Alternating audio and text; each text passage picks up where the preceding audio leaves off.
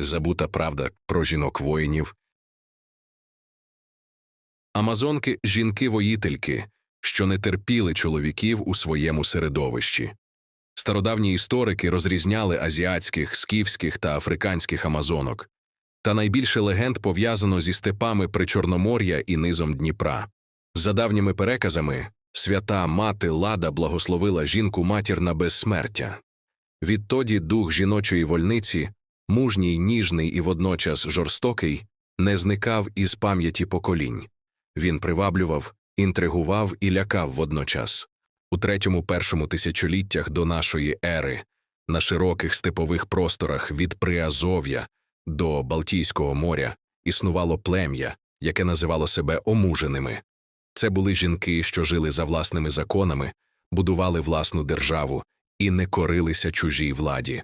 Античний історик Лісій писав, що амазонки мешкали на берегах ріки Фермодонт, де стояла їхня столиця Феміскіра. Вони першими серед сусідів почали користуватися залізною зброєю і володіли таємницею особливого рослинного клею, який зберігав метал навіть у вогні. Амазонки першими осідлали коня. Їхня поява була раптовою і нищівною.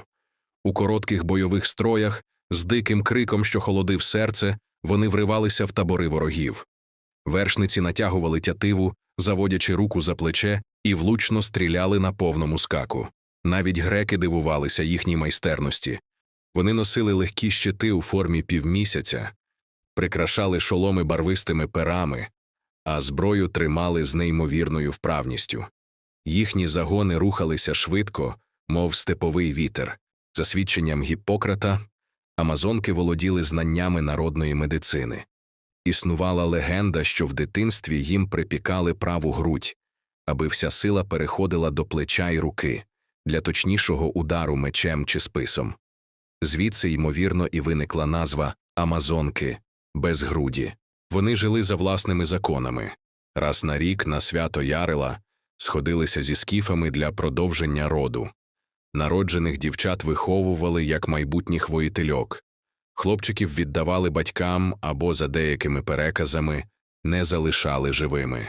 Так формувалася спільнота, де жінка була і матір'ю, і воїном, і правителькою. Степові війни і народження легенди. Амазонки не були лише міфом, створеним уявою елінів.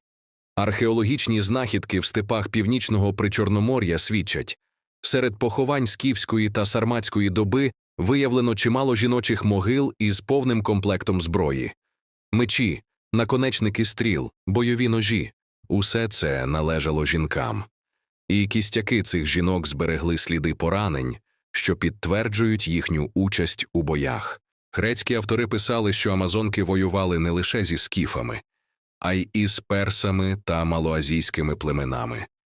Їхні походи були стрімкими. Вони не будували великих кам'яних міст. Їхнім домом був степ і кінь. Рухливість була їхньою головною перевагою. Їхня тактика нагадувала те, що згодом стане класичною кочовою війною. Удари з флангів, раптові обстріли, відступи з подальшим поверненням. Вони не прагнули довгих облог. Вони нищили швидко і зникали за горизонтом. Перси, за переказами, називали їх вогненними жінками. Їх боялися не лише через бойову вправність, а й через психологічний ефект. Уявлення про жінку-воїна ламало звичні уявлення про порядок світу. Це породжувало страх. Згодом частина амазонок змішалася зі скіфами. Давні джерела описують легенду.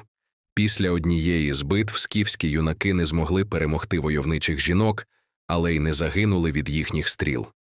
Між ними почалося спілкування, яке завершилося союзом. Так, за однією з версій виник народ сарматів, воїнів, серед яких жінки мали особливий статус. Сарматські жінки також воювали верхи, носили зброю і могли очолювати загони. У степовій культурі це вже не виглядало дивиною. І хоча з часом реальні племена зникли або асимілювалися, образ жінки-вершниці не зник. Він передавався в міфах, у переказах, у символіці. Степ пам'ятає тих, хто вмів тримати рівновагу на коні й у житті. Спадщина амазонок у слов'янському світі. Минали століття. Імперії піднімалися й падали. Перси втрачали свої володіння, грецькі поліси занепадали, Рим розширював кордони. Та степ залишався безкраїй, мовчазний і пам'ятливий. Разом із народами змінювалися і легенди. Амазонки поступово зникли як окрема спільнота, але їхній образ не розчинився. Він трансформувався. Він перейшов у міфологію нових народів, які оселилися на цих землях. Коли на історичну арену вийшли слов'яни, степ уже мав свою пам'ять. У ранніх слов'янських віруваннях збереглися уявлення про жінку як носійку сакральної сили. Богині родючості, війни і захисту не були слабкими чи другорядними постатями. Вони уособлювали стихію. У фольклорі східних слов'ян з'являються образи полениць, жінок-богатирок, що могли перемагати в поєдинках чоловіків. У билинах згадуються воїтельки, які випробовують силу майбутніх чоловіків у чесному бою. Це вже не кочові амазонки, але й незвичайні берегині домашнього вогнища. Археологічні знахідки на території України підтверджують, у слов'янських похованнях раннього середньовіччя іноді трапляються жіночі могили зі зброєю. Хоча це не було масовим явищем, сама можливість такого поховання свідчить про особливий статус окремих жінок. У культурній пам'яті степу жіноча сила не зникла. Вона стала частиною світогляду, де мужність і витривалість не мали чіткої гендерної межі. Згодом у козацьку добу жінки вже не воювали в строю поряд із чоловіками. Запорозька Січ взагалі не допускала жінок на свою територію. Проте в народній уяві залишався образ сильної, гордої українки, берегині, яка могла чекати воїна роками, але й у разі потреби ставала до оборони дому. Дух амазонок не зник, він змінив форму. Він став частиною ширшої традиції степової свободи. Степ, що народжує воїнів. Степ ніколи не буває порожнім. Навіть коли здається, що він безлюдний, у його просторі вже визріває нова сила. Після сарматів і гунів, після аварів і печенігів, після половців і монголів на цих землях поступово формується нова спільнота – козацтво. 15-16 століття південні рубежі українських земель – це прикордоння між осілим християнським світом і мусульманським Кримським ханством та Османською імперією. Постійні набіги, полон, спустошені села. Держава не завжди могла захистити своїх людей. І тоді частина населення обирає інший шлях. Вони йдуть у степ. Не як жертви, а як мисливці. Слово «козак» означає вільну людину. Того, хто сам визначає свою долю. У цих умовах свобода була не абстрактним поняттям, а питанням виживання. Степ формував особливий тип характеру. Тут не було мурів і фортець, які могли б сховати від ворога. Захистом ставали швидкість, спостережливість, дисципліна, кінь, шабля, рушниця, продовження тіла. Як колись амазонки, козаки опановують мистецтво рухливої війни. Вони вміють раптово з'являтися і так само швидко зникати. Їхні чайки, легкі човни, долають Дніпро і Чорне море. Їхні кінні загони прориваються вглиб ворожих територій. Проте між амазонками і козаками є різниця. Якщо перші були легендарною жіночою військовою спільнотою, то козацтво стає соціальним явищем, військово-політичним організмом із чіткою структурою. Запорозька Січ – це вже не кочовий табір, а центр сили, тут діє рада. Тут обирають кошового отамана, тут панує суворий порядок. І все ж щось невловиме їх об'єднує. Це дух степу. Той самий простір, який колись виховав вершниць амазонок, тепер виховує лицарів-козаків. Свобода, мобільність, воїнська честь – це не випадковість, а спадковість культурного ландшафту. Степ не передає кров, він передає досвід. Козацька стратегія і морська відвага. Коли мова заходить про козаків, уява малює шаблю, кінь і широкий степ. Але їхня військова майстерність була значно глибшою і складнішою, ніж простий героїчний образ. Козацьке військо формувалося в умовах постійної загрози. Ворог міг з'явитися будь-якої миті – з півдня, зі сходу, з моря. Тому головною перевагою козаків стала мобільність. Вони не покладалися лише на силу, вони покладалися на швидкість і розум. Кіннота діяла блискавично. Козаки вміли вести бій на повному скаку, стріляти з рушниць і луків, різко змінювати напрям атаки. Вони часто використовували тактику удаваного відступу, заманюючи ворога в пастку. Особливої слави набула їхня піхота. Озброєні мушкетами, козаки вміли будувати табір, рухому фортецю з возів. Такий укріплений табір міг витримувати тривалі облоги й атаки переважаючих сил. Але найяскравішою сторінкою стала морська війна. Козацькі чайки, легкі вузькі човни, здавалися простими. Та саме в цій простоті була їхня сила. Вони могли швидко рухатися, ховатися серед очеретів, виходити в Чорне море і здійснювати сміливі рейди. Козаки неодноразово нападали на турецькі фортеці – Очаків, Синоп, навіть підходили до околиць Стамбула. Для Османської імперії це було приниженням. Невеликі загони воїнів із північних степів порушували спокій могутньої держави. Морські походи вимагали дисципліни. У походах суворо заборонялося вживати алкоголь. Порушення каралося жорстоко. Кожен розумів, від злагодженості дій залежить життя всіх. Психологія козацького воїна будувалася на кількох принципах – честь, братерство, віра. Побратимство було не менш важливим, ніж родинні зв'язки. Зрада каралася безжально.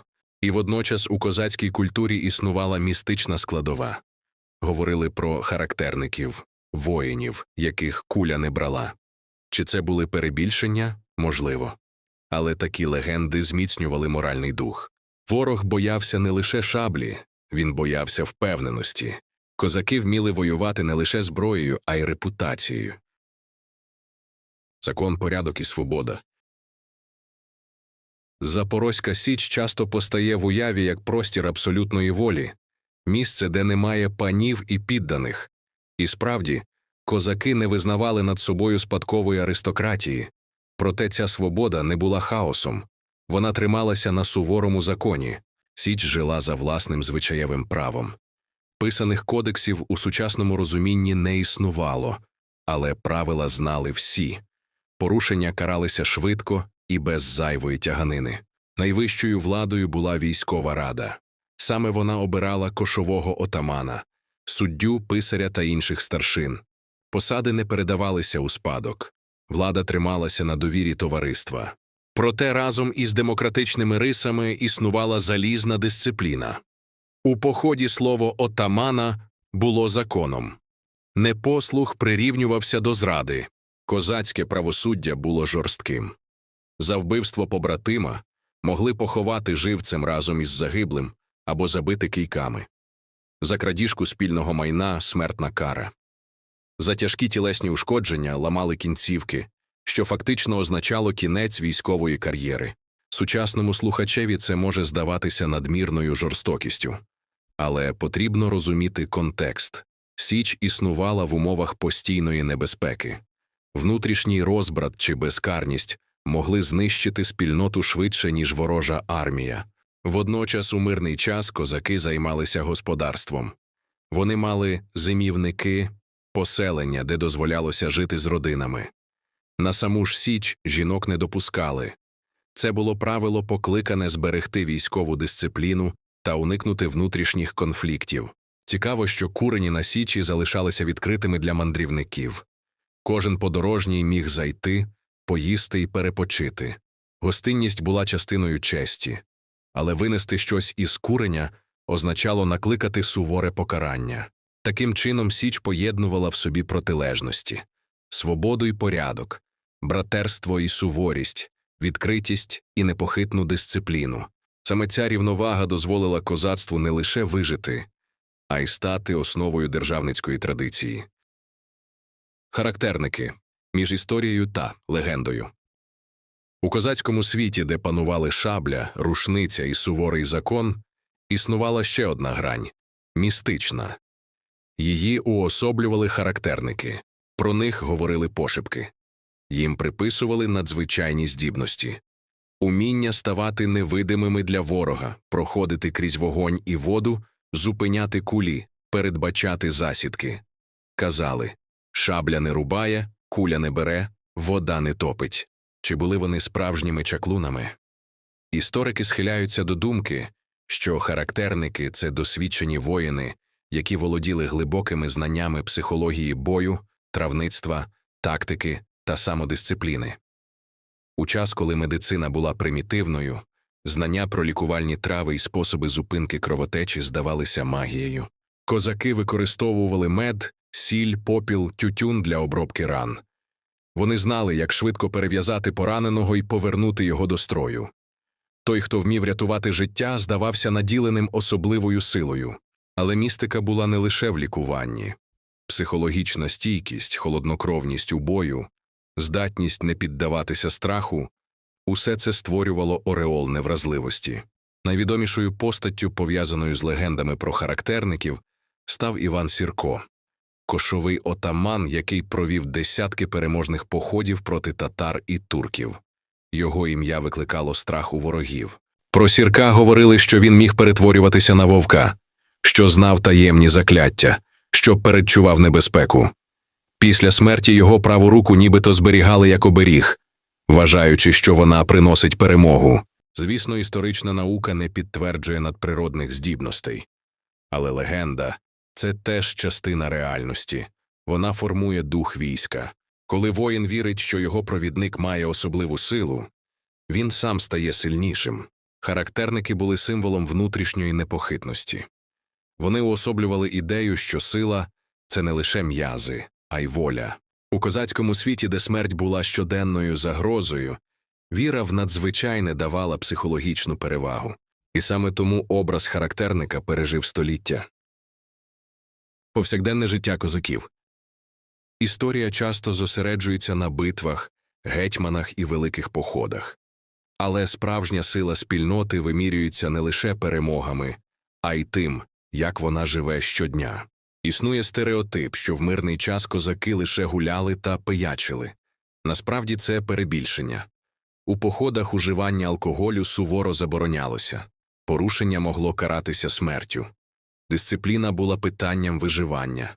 У мирний період життя на Січі підпорядковувалося розпорядку. Козаки доглядали зброю, ремонтували човни, займалися рибальством, полюванням, скотарством. Значна частина мала зимівники, господарства поза межами Січі, де вони жили з родинами. Сама ж Січ залишалася виключно чоловічим військовим осередком. Це правило підтримувало порядок і мінімізувало внутрішні конфлікти. Козацький одяг був практичним. Шаровари, широкі штани, зручні для верхової їзди, були запозичені у степових народів, зокрема татар. Вишиті сорочки, жупани, пояси – усе мало як утилітарне, так і символічне значення. Традиція голити голову, залишаючи оселедець, має давнє коріння. Подібні звичаї існували ще за часів Київської Русі. Оселедець став знаком воїнської честі, впізнаваним символом. Окремої уваги заслуговує козацька медицина. В умовах постійних воєн вона була необхідністю. Для зупинки кровотечі використовували мед, сіль, попіл, тютюн, навіть пережований хліб. Рани присипали сіллю, розуміючи її антисептичні властивості, хоч і через сильний біль. Іноді до рани прикладали розтерту землю, змішану зі слиною.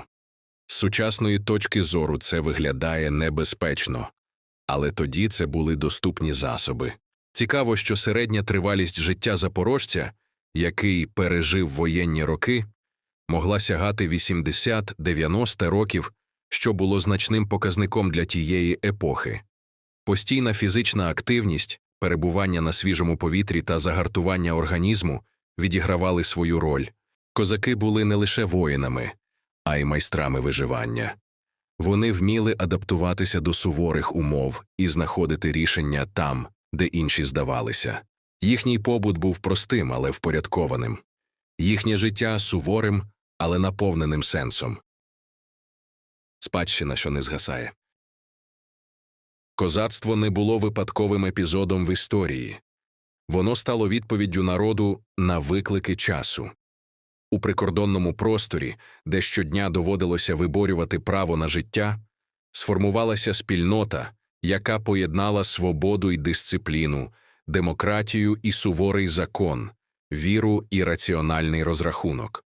Запорозька Січ стала школою самоврядування. Тут обирали владу, тут відповідали за власні рішення, тут розуміли ціну братерства. У добу, коли більшість європейських держав жила під владою монархів, Козацька рада втілювала принцип колективної відповідальності. Козацтво вплинуло на формування Гетьманщини, ранньомодерної української державності. Воно залишило по собі літописи, правові традиції, дипломатичні практики. Воно стало основою національної військової культури. Але спадщина козаків – і це не лише політичні структури. Це образ вільної людини, яка не кориться несправедливості. Людини, для якої честь важливіша за життя.